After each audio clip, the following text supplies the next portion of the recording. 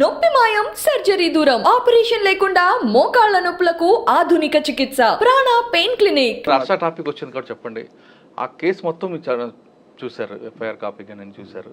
హర్ష కూడా మీ క్లయింట్ మీతో మాట్లాడి ఉండొచ్చు. ఏం చెప్తాడు ఫ్యాక్ట్స్ అంటే? హర్ష ఈ కేసు వరకు ఖచ్చితంగా ఆ offence related those offences particularly 376 offence is purely innocent. అతను యాజ్ ఫర్ మై ఇన్స్ట్రక్షన్స్, ఇప్పుడు ఏదైనా మీరైనా నేనైనా ఎవరు కూడా వెళ్ళి చూడరు కదా, as for my instructions and as for the contents of the FIR report also complaint also కొంచెం అన్బిలీవబుల్ వెర్షన్సే ఉన్నాయి. ఎందుకు అంటే ఆ అమ్మాయి 1 year నుంచి వీళ్ళిద్దరు కలిసింది లేదు. 2 days బ్యాక్ కూడా ఒక వీడియో పెట్టింది ఈ కంప్లైంట్ పెట్టడానికి ముందు కూడా. ఏమనంటే అంటే ఎలా పెట్టిందంటే ఏదో నా వెనక ఏదో కుట్ర జరుగుతుంది, నన్ను ఏదో చేయాలనుకుంటున్నారు, అవన్నీ ఏం కాదు, నేను ఒకలాంటి జీవితంలో ఉన్నాను, నేను వీటన్నిటికి అతీతురాలను అన్నట్టుగా ఒక వీడియో పెట్టింది. మళ్ళీ అగైన్ విత్ ఇన్ 48 hours ఇది వచ్చింది.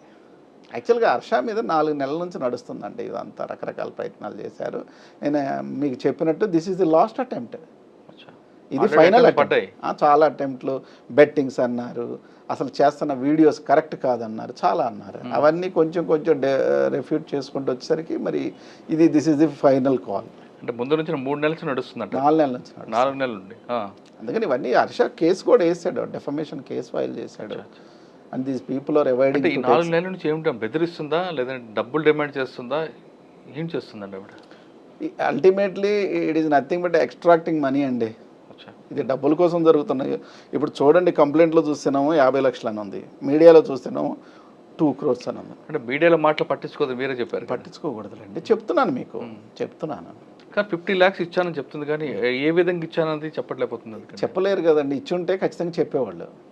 ఇప్పుడు నా దగ్గర అనేక ప్రూఫ్లు ఉన్నాయి అన్నారు, మరి తర్వాత రేపు ఏమైనా పోలీస్కి ఇస్తారు, కోర్టుకి ఇస్తారో నాకు తెలియదు. కానీ ఇప్పటివరకు జరుగుతున్న విషయాల్లో ఒకే ఒక వీడియో రిలీజ్ చేశారు. ఆ వీడియో కూడా ఎదురు బదురు నుంచొని మాట్లాడుకోవటమే తప్ప దాంట్లో కూడా హర్షాని క్లారిటీగా చూపించిన అది కూడా ఏం లేదు. సీసీటీవీ ఫుటేజ్ అది అనుకోండి. అవును సార్, హర్ష కూడా ఒక ఆడియో క్లిప్, హర్ష కాదు హర్ష ఫ్రెండ్స్ ఎవరో కొంతమంది ఒక ఆడియో క్లిప్ రిలీజ్ చేశారు. అందులో అమ్మాయి ఇతన్ని ప్రేమించమని ప్రోద్బలం చేస్తున్నట్టుగా ఆడియో ఉంది. అయితే ఆ ఆడియోని ఆపోజిట్ పార్టీ ఏమంటుందంటే, హర్ష ముందే ప్లాన్ చేసుకొని ఆడియోని రికార్డ్ చేయించాడు, అంటే ఐఫోన్లో రికార్డ్ కాదు కాబట్టి వాట్సాప్లో విని రికార్డ్ చేయించాడని వాళ్ళు క్లెయిమ్ చేస్తున్నారు. అంటే ముందే ప్రీ ప్లాన్డ్గా చేసుకున్నాడు, ఇది క్రైమ్ ఉంది, ఇది క్రిమినల్ అని చెప్తున్నారు. మీరేమంటారు సార్? మీరు చెప్పిన దాంట్లోనే ఒక పాయింట్ ఉంది.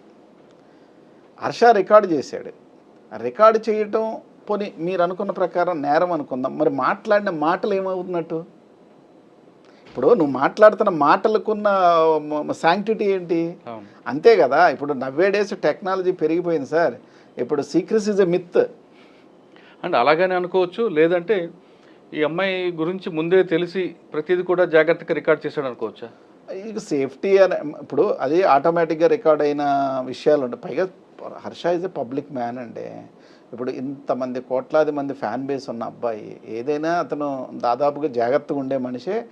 కొంచెం పైగా ఈ అమ్మాయి తత్వం తెలిసిన అబ్బాయి, కొంతకాలం సినిమా కోసం కలిసి పనిచేశారు కదా.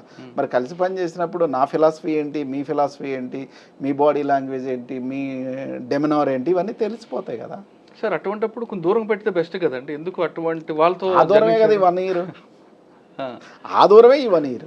అందుకని యూటర్న్ తీసుకున్నారా? యూటర్న్ మీరు ఏ టర్న్ అన్నారండి, కానీ అతనైతే ఇవన్నీ వద్దన్న విధానంలోనే ఉన్నాడు అతని పనిలో. ఓకే, ఈ కేసు గురించి కాకుండా ఒకసారి వెనక్కి వెళ్తే హర్ష మీద కొన్ని కేసులు ఉన్నాయి, ఉప్పల్ పోలీస్ స్టేషన్లో కానీ కొన్ని, వాటి గురించి మీ ఒపీనియన్ ఏంటి? Uppal police station absolutely fabricated పోనీ. ఇప్పుడు ఇంకోటి కూడా చేద్దాం సార్. హర్ష డబ్బులు ఇవ్వాలి, హర్ష చీటింగ్ చేశాడు, హర్ష బెట్టింగ్స్ ఆడాడు, లేకపోతే హర్ష కొట్టాడు, అవన్నీ మీరు డిఫరెంట్ అవన్నీ చెయ్యండి. మీరు దానికోసం ఒక పెద్ద హీనస్ క్రైమ్ని క్రియేట్ చేసి పెట్టడం ఎంతవరకు కరెక్ట్? అసలు వాళ్ళ నాన్నకి ఏమి సంబంధం? ఆయన ఎప్పుడు జీవితంలో ఈ అమ్మాయిని చూడలేదు, కలవలేదు, మాట్లాడలేదు కదా. కానీ కొంతకాలం ఆగమ్మ పెళ్లి చేస్తానని చెప్పి తర్వాత యూటర్న్ తీసుకున్నారని అమ్మాయి చెప్తుంది. 100% అబద్ధం అండి. వీళ్ళిద్దరు ఇప్పుడు కలుసుకోలేదు. 100% అతను చాలా దుఃఖపడి ఉన్నాడు ఇప్పుడు ప్రస్తుతం. అతని ఆరోగ్య పరిస్థితి కూడా నాకు ఉన్న ఇన్స్ట్రక్షన్స్ ప్రకారం, నాకు I don't have any direct contact, అతని ఆరోగ్యం కూడా చాలా దెబ్బతిన్నదని విన్నాను. అతను కుమిలిపోతున్నాడు. సార్ ఈ టాపిక్ అంతా తిరుగుతున్న టైంలో ఆయన డైరెక్ట్గా వచ్చి కోర్టు ముందు కానీ పోలీసు ముందు సరెండర్ అయ్యి నా తప్పు లేదని ప్రూవ్ చేసుకునే అవకాశం ఉంది కదా? అతను తప్పు లేదని ఖచ్చితంగా ప్రూవ్ చేసుకుంటాడంటే చేసుకోవాలి కూడా, అవును జరుగుద్ది. బట్ కొంచెం it will take little time.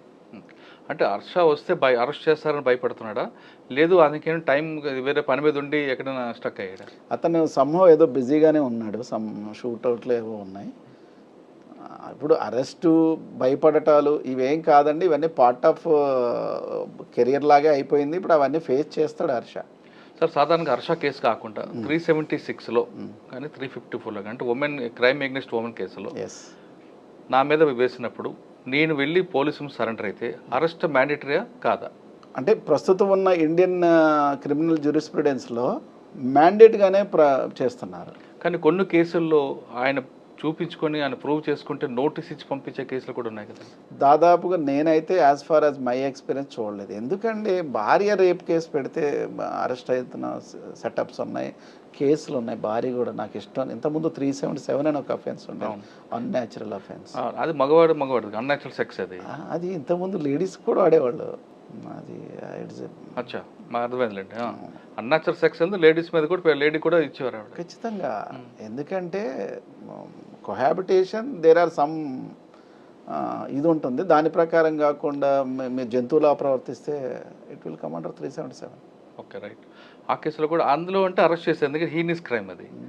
ఇప్పుడు ఒక అబ్బాయి కలిసి తిరుగుతారండి, తిరిగిన తర్వాత అమ్మాయికి చాలా ఫైనెస్ట్ క్లాసిఫికేషన్ ఉందండి. అబ్బాయి తిరిగితే నేరం కాదు, అబ్బాయి ప్రేమించుకుంటే నేరం కాదు, అబ్బాయి కొంచెం దూరం ఇంకొంచెం వాళ్ళిద్దరు ఇంటిమేట్గానో లేకపోతే if they participate something, if they share their bed also, అది కూడా పెద్ద నేరం ఏం కాదు.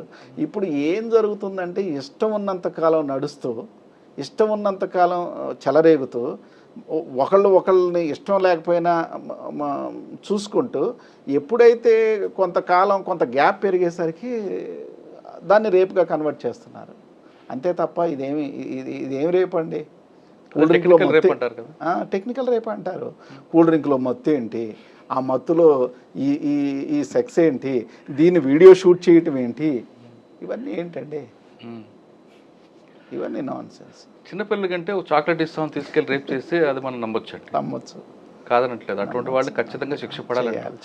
కానీ ఇద్దరు కలిసి తిరిగి ఒక ఫైనాన్షియల్ విషయంలోనో లేదా ఇంకొక విషయంలో డిస్ప్యూట్ వస్తే నన్ను రేప్ చేశాడని పెడితే, అంటే నేను హర్ష కేసు అనట్లేదు, జనరల్గా జరుగుతున్న కేసులు తీసుకుంటే మరి మగవాడి రక్షణ ఎక్కడండి?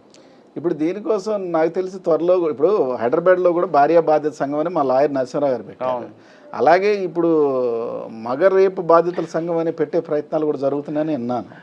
రేపు బాధితుల సంఘం చేస్తా. ఎందుకంటే ఇప్పుడు మీ టూ అనేది మెన్ టూ రావాలి, మెన్ టూ కూడా వస్తుంది.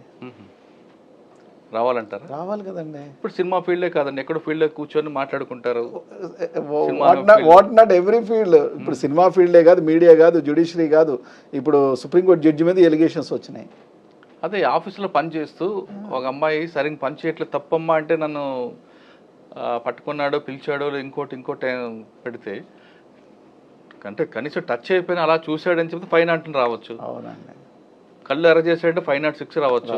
చేయి పట్టుకుంటే చేయి పట్టు కాదు ఇంకోదరు పట్టుకున్నాడు అంటే 350 వరకు పెట్టచ్చు. ఇన్ని రకాలు పెడితే మరి మగవాడికి రక్షణ ఎక్కడండి? అదే సార్, దాంట్లో చట్టం బ్యూటీ ఏంటంటే you do anything with the girl. Suppose sexual intent అనే ఉంటేనే ఈ కేసు అట్రాక్ట్ అవ్వాలి. ఇప్పుడు ఒక అమ్మాయి ట్రైన్ నుంచి జారి పడుతుందండి, మనం బలవంతాన్ని తీసి ఇలా నెట్టాం, ప్రైవేట్ పార్ట్స్ టచ్ అయ్యి చేదై ఉండొచ్చు. What is our interest? What is our intention? Our intention is only to save the girl. నువ్వు దానికి కూడా 354 అవుట్రీచ్ ఆఫ్ మోడెస్టీ అంటే ఎలాగా? అది ఆల్రెడీ రూల్డ్ అవుట్ అని సుప్రీంకోర్టు చెప్పింది. అంటే మన ఇంటెన్షన్ ఉండాలి అక్కడ, సెక్షువల్ ఇంటెంట్ ఉండాలి. మీరు అన్నిట్లో పడిపోతుంది పట్టుకున్నాం పడచ్చు అంటే ఇప్పుడు అన్ని హర్ష కేసులో మీరు తీసుకొస్తారా? హర్ష కేసులో చాలా ట్విస్టులు ఉంటాయండి, చాలా పెద్ద ట్విస్టులు ఉంటాయి. యాజ్ ఫార్ యాజ్ నాకు అనిపిస్తుంది ఏంటంటే definitely it will become a benchmark case benchmark judgement అవుతుంది. ఎందుకంటే అంత పెద్ద హెరాస్మెంట్ లాస్ట్ 4 months నుంచి నడుస్తుంది. ఇవన్నీ విడివిడిగా చూడటానికి ఏం లేదు, ఇవంతా ఒకే గ్యాంగ్, ఇదంతా ఒకే ముఠా, ఇది ఒకే టీము, వీళ్ళందరూ కలిసే ఆడుతున్నారు ఇదంతా.